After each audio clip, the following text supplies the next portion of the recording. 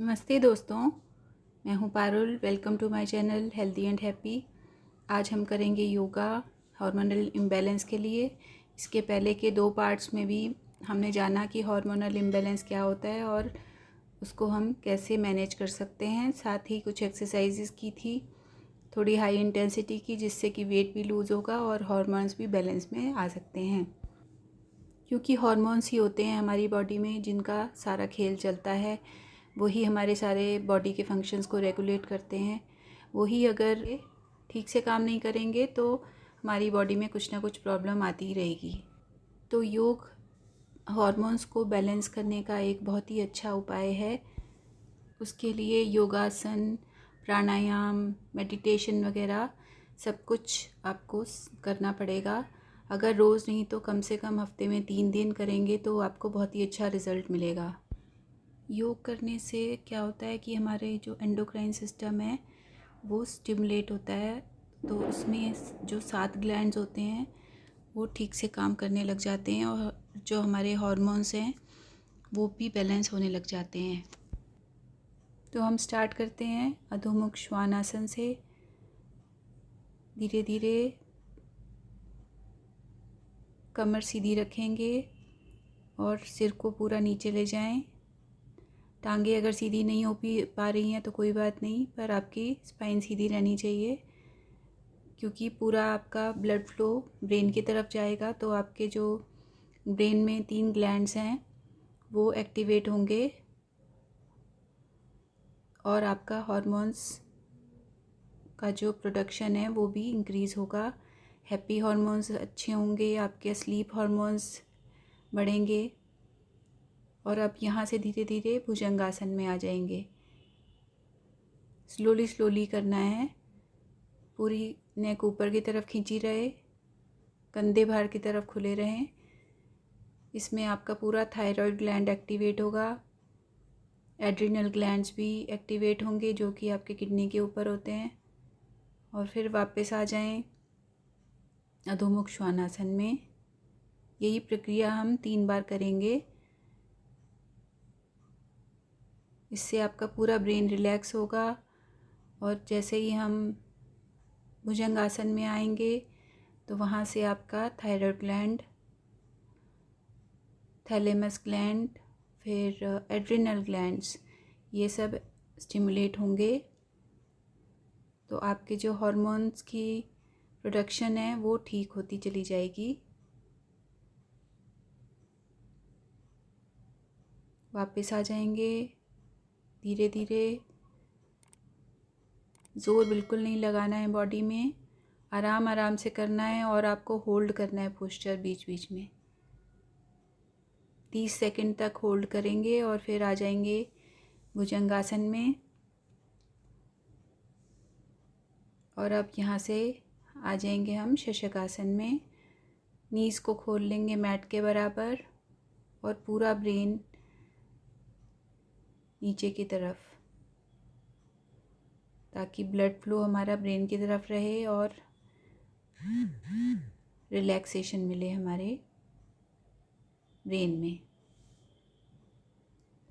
थोड़ी देर इसी पोस्चर में रह के रिलैक्स होंगे और धीरे धीरे हम बैठ जाएंगे वज्रासन में। और यहीं से हम करेंगे उष्ट्रासन, कैमल पोज। सांस लेते हुए पीछे की तरफ धीरे धीरे से हाथों को ले जाएं और पीछे की तरफ कोशिश करें देखने की। यहाँ से पूरा आपका नेक एरिया स्ट्रेच होता है, पूरा आपका थायराइड ग्लैंड स्टिमुलेट होगा। थैलेमस ग्लैंड और एड्रिनल ग्लैंड्स सब आपके धीरे धीरे स्टिमुलेट होंगे। और अब आ जाएंगे हम टेबल टॉप पोजीशन में, करेंगे कैट काउ पोज। धीरे धीरे नेक को ऊपर की तरफ ले जाएं और कमर को नीचे झुकाएंगे। अब सांस छोड़ते हुए कमर को ऊपर उठा लें और गर्दन को अंदर की तरफ ले जाएं। होल्ड करें थोड़ी देर और वापस गर्दन को ऊपर की तरफ सांस लेते हुए और कमर नीचे की तरफ रहेगी। वापस सांस छोड़ते हुए कमर ऊपर और गर्दन अंदर। आराम आराम से पोस्चर चेंज करें।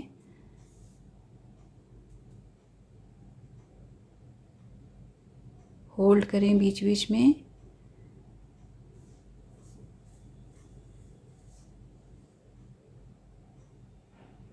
अब यहाँ से थोड़ी देर बालासन में आके रिलैक्स करेंगे। फॉरवर्ड बेंडिंग में आपका पेट भी दबता है, तो वो भी आपके हॉर्मोन्स को बैलेंस करने में हेल्पफुल होता है। अब आप टांगों को आगे फैला लें और अब करेंगे हम पश्चिमोत्तानासन। हाथों को ऊपर ले जाएंगे, गहरी सांस लेंगे और धीरे से सांस छोड़ते हुए आगे की तरफ झुकेंगे। पेट आपका पैरों के साथ, थाइस के साथ लगना चाहिए। अगर नहीं हो पाता है तो आप घुटनों को मोड़ भी सकते हैं। घुटनों को मोड़कर पेट को पूरा थाइस के साथ लगाएं ताकि आपके जो इंटरनल ऑर्गन्स की मसाज हो सके। वहाँ से वापस आ जाएंगे।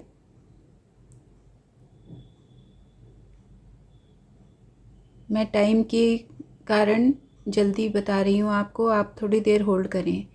और अब यहीं से हम हाथों को पीछे ले जाकर पूरा स्ट्रेच करेंगे। पैर दोनों ज़मीन पे लगे रहें, हिप्स को पूरा ऊपर उठा लें, पूरी बॉडी को सीधा कर लेंगे। इसमें आपके सारे के सारे ग्लैंड्स स्टिमुलेट होंगे।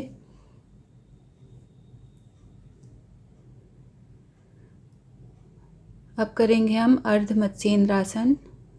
इसमें आपके जो स्टमक एरिया के जो ग्लैंड्स हैं, पेनक्रियास और एड्रिनल ग्लैंड, ये सब स्टिमुलेट होंगे।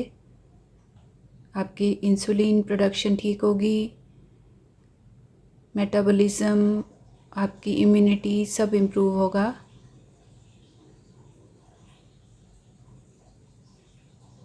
इसमें आपको ख्याल ट्विस्टिंग पे रखना है कि आपका पेट अच्छे से ट्विस्ट हो।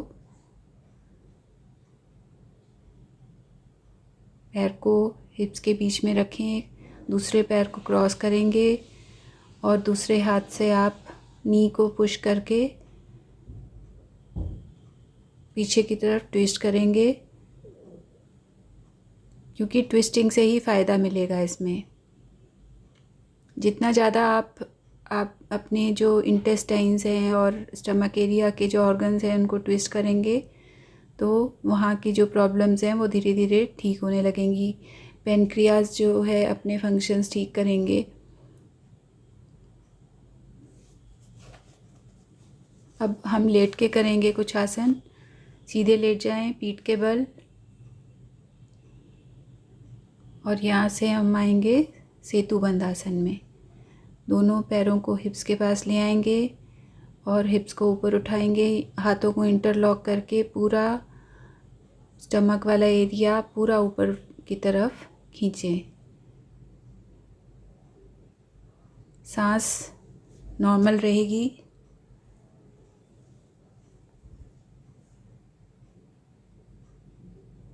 ये वाला आसन जो है आपके सारे ग्लैंड्स पर काम करेगा। रिप्रोडक्टिव ऑर्गन्स, चाहे वो लेडीज़ के हों या मेल्स के हों, सभी पर ये काम करता है। Adrenal glands, pancreas, thyroid gland, और फिर आपका ब्रेन की तरफ ब्लड फ्लो जाता है, ऑक्सीजनेशन होती है, तो जो ब्रेन में ग्लैंड्स होते हैं उन पर भी ये काम करता है। तो ये एक आसन अगर आप रोज़ करेंगे तो इसका आपको बहुत ज़्यादा फ़ायदा मिलेगा। अब यहीं से आ जाएं आप सर्वांगासन। सर्वांगासन में अगर आपके पैर सीधे नहीं हो पाते हैं ऊपर की तरफ, तो आप थोड़ा ऐसे आगे की तरफ रख के विपरीत करनी वाले पोज में आ सकते हैं। वो भी आपको उतना ही फ़ायदा देगा।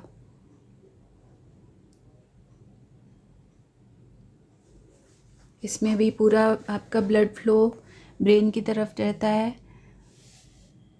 तो ये आपके जो ब्रेन में 3 ग्लैंड्स हैं उन पर ये बहुत अच्छे से काम करता है ये वाला आसन। साथ साथ ही आपके बाकी सारे ग्लैंड्स पर भी बहुत अच्छे से काम करेगा और आपके हार्मोन्स को धीरे धीरे बैलेंस करेगा।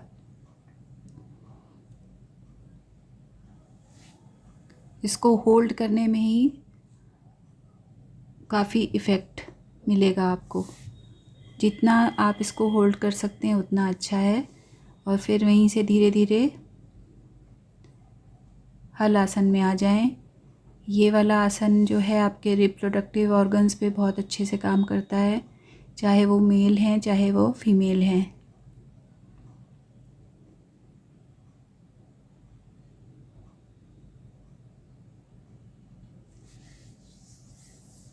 धीरे धीरे से वापस आ जाएंगे।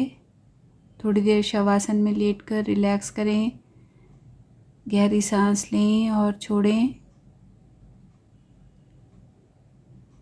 पूरी बॉडी को लूज छोड़ दें।